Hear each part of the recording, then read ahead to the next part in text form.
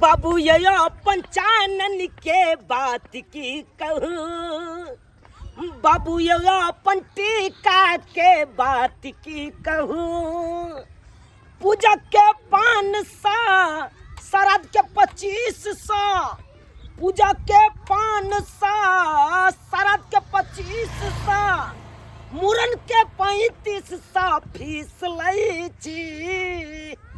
पापी पेट के लेल करै छी, पापी पेट के लेल करै छी।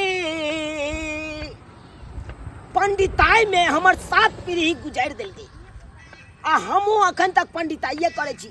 हमर बेटो पंडिताइए करैया, कियाकि हमर दादा के नाम भेल, परदादा के नाम भेल जंतरलाल, हमर अपन दादा के नाम भेल मंतरलाल, हमर बाप के नाम भेल सुपारी लाल, आ हुनकर बेटा हम छी चूनालाल, चूनालाल, आ हमर बेटा भेल कथालाल, आ हमर पोता के नाम भेल मिश्री लाल।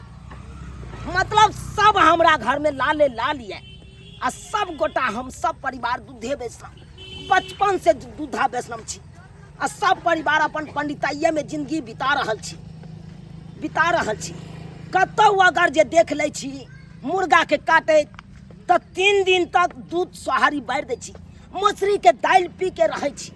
आ कतौ खस्सी के देख लेलू काटे तो साला के भात बारि दै छी। 8-12 हम खाना खाई छी, 8-12 भात बारि के। हम नहीं चाहे छी कोई जे हमरा देह में ईसाइन बिसाइन खा कर सटि जाए। अगर जे सटो जाइए तो 3 बेर के हम गंगा जल से शुद्ध करे छी शरीर के।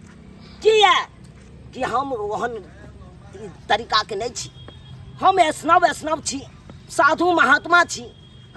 अखन ठकुरबाड़ी से पूजा पाठ क के आ जा रहल छी अपना घर, आराम से भोजन करबै आ ठाठ से सुतबै, आ तकर बाद संध्या के टाइम में चल जेबै आरती करे ला, संध्या के टाइम में।